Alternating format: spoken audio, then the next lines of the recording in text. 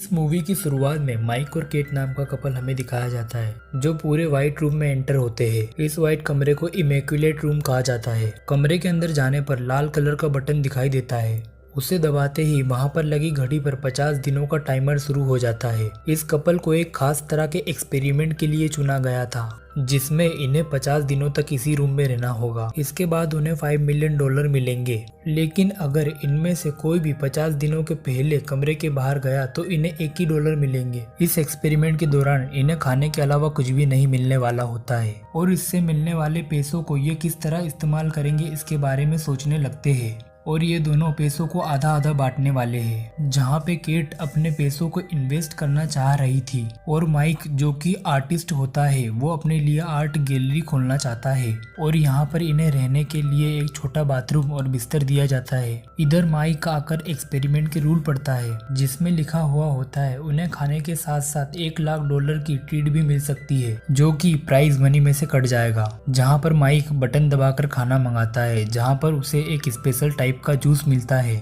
जिसे पीकर इन दोनों को 50 दिन यहाँ पर गुजारने हैं। इसके बाद रात हो जाती है और ये दोनों सो जाते हैं। लेकिन फिर माइक केट के करीब आने लगता है मगर केट को लगता है यहाँ पर कैमरास हो सकते हैं और इसीलिए वो माइक को दूर जाने के लिए कहती है। वहीं अगली सुबह केट वॉशरूम जाती है और अपने आप को एक्सपेरिमेंट के लिए तैयार करती है। इन्हें फ्रेश होने के बाद नए कपड़े दिए जाते हैं। इसके बाद केट अपना वक्त गुजारने के लिए योगा करने लगती है। वहीं माइक अपनी सेहत अच्छी रखने के लिए रनिंग करता है। अब ऐसा करते करते कुछ दिन बीत जाते हैं और ये दोनों भी बोर होने लगते हैं। तभी एक दिन माइक को कमरे में चींटी मिलती है जिसे पीने के लिए माइक अपना जूस देता है। तभी एक अनाउंसमेंट होती है और उससे कोई बात करता है और कहता है वह अपना खाना किसी दूसरे को नहीं दे सकता और माइक फिर चींटी को दरवाजे से बाहर छोड़ने लगता है। पर तभी केट माइक से कहती है अगर तुमने बाहर जाने वाला बटन दबाया इससे हमारे पैसे कट जाएंगे, जिसमें केट और माइक के बीच में बहस होने लगती है। माइक फिर चींटी को नीचे रख देता है पर केट को काफी गुस्सा आ रहा था। वो माइक से कहती है तुम वीगन हो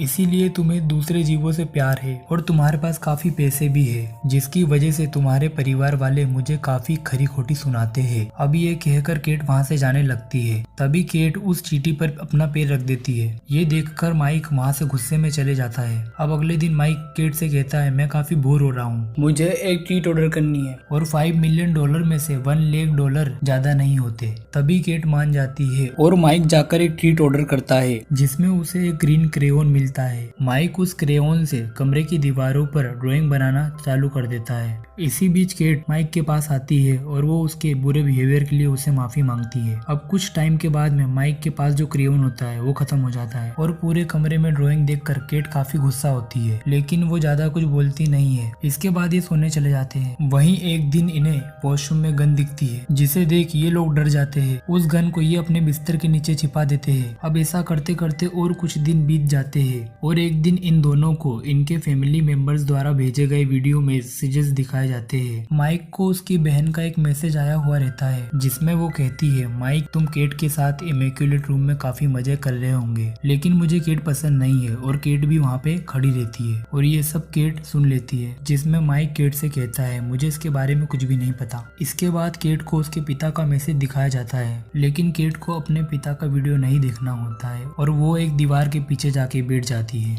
इधर केट के पिता कहते हैं मैं सेंट मेरी चर्च के ऑर्फनेज में रह रहा हूँ। यानी इस एक्सपेरिमेंट के चलते जो भी इस रूम की अथॉरिटी थी वो लोगों के दिमाग के साथ में खिलवाड़ कर रही थी और यहाँ पर केट समझ चुकी थी ये एक्सपेरिमेंट उनके दिमाग के साथ खेलने के लिए किया गया है और इन्हें अब उकसाया जा रहा है ताकि ये लोग कमरे के बाहर आ जाए। वहीं केट माइक से कहती है जब मैं छोटी थी मेरे पिता शराब पीने के लिए घर से पैसे चोरी करते थे, इसके वजह से हमें काफी परेशानी हुई थी। ये बात मैंने कभी तुमसे बताई नहीं थी, ये बहुत ही टेंशन वाली बात थी मेरे लिए। लेकिन माइक केट को संभाल लेता है और देखते ही देखते कुछ दिन बीत जाते हैं। लेकिन अपने पिता को देख लेने के बाद केट काफी डिप्रेस रहने लगती है। लेकिन अभी उन्हें 18 दिन और गुजारने होते हैं और एक दिन माइक केट से कहता है हमें एक और ट्रीट लेना चाहिए जिस पर केट भी मान जाती है और माइक बटन दबाता है। तभी साइमन नाम की लड़की बिना कपड़ों के अंदर आ जाती है मगर केट को ये चीज पसंद नहीं आती। इधर माइक साइमन से उसके बारे में पूछता है और साइमन कहती है मैं एक एक्ट्रेस हूँ और मुझे यहाँ 30 दिनों के लिए भेजा गया है। माइक फिर केट के कहने पर साइमन को एक टी शर्ट पहनने के लिए देता है। वहीं साइमन फिर दीवारों पर बनी ड्राइंग को देखकर उसकी काफी तारीफ करने लगती है, लेकिन केट को ये देखकर काफी गुस्सा आने लगता है और इसके बारे में वो माइक से बात करती है। लेकिन माइक को यहाँ पर खुद पता नहीं होता है कि आगे क्या करना चाहिए।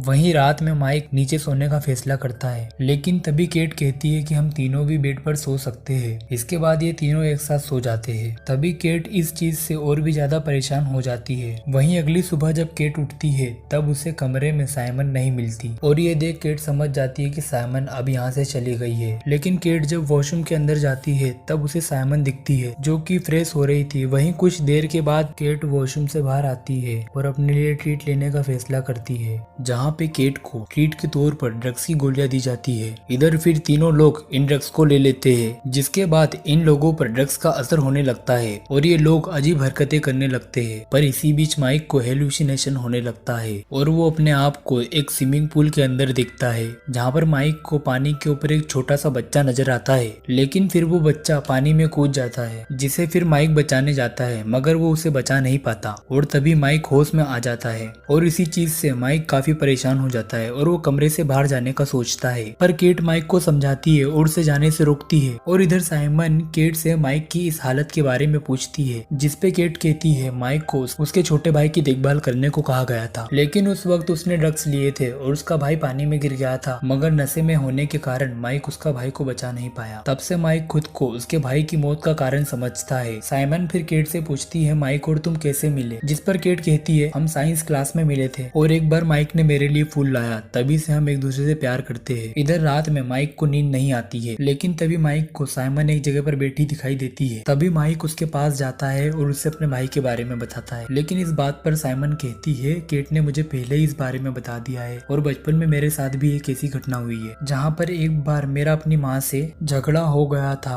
और अगले दिन मेरी माँ एक्सीडेंट में मारी गई। तब से मैं खुद को जिम्मेदार समझ रही हूँ। साइमन फिर माइक का हाथ पकड़ उसे समझाने लगती है। तभी वहाँ पर केट आ जाती है और इन्हें साथ में देख के साइमन को भला बुरा कहने लगती है और माइक कहता है हम सिर्फ बातें कर रहे थे और इतना कह के माइक वहाँ से चला जाता है। और तभी केट को भी समझ आ जाता है कि ऐसा कुछ भी नहीं था उन दोनों के बीच में। पर केट फिर साइमन से माफी मांगती है। फिर केट भी वहाँ से चली जाती है और अगले दिन केट को पता चलता है साइमन भी वहाँ से जा चुकी है, जिसके बारे में केट जाकर माइक को बताती है। पर माइक को इस बात से कोई फर्क नहीं पड़ता। पर तभी केट की नजर दीवार पर लिखे गए साइमन के मैसेज पर पड़ती है, जहाँ पर साइमन ने लिखा हुआ होता है कि इससे पहले मुझे इतना प्यार किसी ने नहीं किया। जिस पर केट माइक से इस बारे में पूछती है और तभी माइक कहता है साइमन और मेरे बीच में ऐसा कुछ भी नहीं था। मगर केट अब काफी भड़क गई होती है और वो माइक को धक्का देती है, जिससे माइक गिर जाता है। उसके सर से खून आने लगता है। तभी माइक केट से गुस्से में कहता है कि जब से तुम मेरी जिंदगी में आई हो तब से मैंने अपने अमीर दोस्तों के साथ रहना बंद कर दिया था, क्योंकि ये तुम्हें पसंद नहीं आता था और तुम काफी समय तक दूसरे देशों में काम के सिलसिले में रही थी और इस दौरान मैंने कभी तुमसे चीट नहीं किया, लेकिन अब तुम मुझ पे भरोसा नहीं कर रही हो। असल में ये कमरा एक आईने की तरह है जो लोगों के अंदर की सच्चाई बाहर लाता है। केट माइक से माफी मांगती है, लेकिन अभी माइक को एक डॉक्टर की जरूरत होती है और वो केट से कहता है मैं बाहर जा रहा हूँ और वो बाहर जाने लगता है। तभी केट बिस्तर के नीचे से बंदूक निकालकर उस पर पॉइंट करने लगती है, लेकिन केट माइक पर चलाने के बजाय गोली कमरे के छत पर चलाती है। लेकिन माइक तभी भी नहीं रुकता और वो बटन दबाकर बाहर चले जाता है और अब केट अकेली बच जाती है। वो हिम्मत नहीं हारती और उस कमरे में अकेली रहती है। लेकिन एक दिन केट का दिमाग भी काफी ज्यादा खराब हो जाता है और वो धीरे धीरे पागल होने लगती है। एक्सपेरिमेंट खत्म होने को 2 दिन बचे हुए होते हैं, लेकिन केट को कैसे भी करके बाहर जाना था और वो बटन दबाने के लिए आगे बढ़ती है, जिसके बाद हमें एक ब्लैक स्क्रीन दिखाई जाती है, यानी वो भी बाहर चले गई। वही सीन फिर कुछ महीनों के आगे शिफ्ट हो जाता है, जहाँ एक सुबह माइक जॉगिंग कर रहा होता है। तभी उसे सेंट मेरी चर्च के बाहर केट मिलती है। जो भी इन दोनों के बीच में हुआ था वो इसके लिए माफी मांगती है और तभी माइक केट को माफ कर देता है और उससे पूछता है क्या तुमने वो इमेक्युलेट रूम का एक्सपेरिमेंट पूरा किया। और तभी केट इस बात का जवाब नहीं देती और उससे पूछती है तुम्हारी बहन कैसी है। इसी बीच में हमें एक साइन बोर्ड दिखाया जाता है जिस पर कुछ लिखा हुआ होता है। इसे पढ़कर हमें पता चलता है कि सेंट मेरी चर्च में एक नए किचन को बनाया जा रहा है और किसी अनजान शख्स ने काफी बड़ी डोनेशन चर्च को दी है और ये शख्स और कोई नहीं जबकि केट रहती है। केट ने वो एक्सपेरिमेंट पूरा किया था और $5 मिलियन जो भी मिले थे वो चर्च को डोनेट कर दिए थे। वहीं दूसरी तरफ हमें दिखाया जाता है कि एक नया कपल उसी इमेक्युलेट रूम में चले जाता है, जहां 50 दिन उन्हें गुजारने पर $5 मिलियन का इनाम मिलता और मूवी यहीं पर खत्म हो जाती है।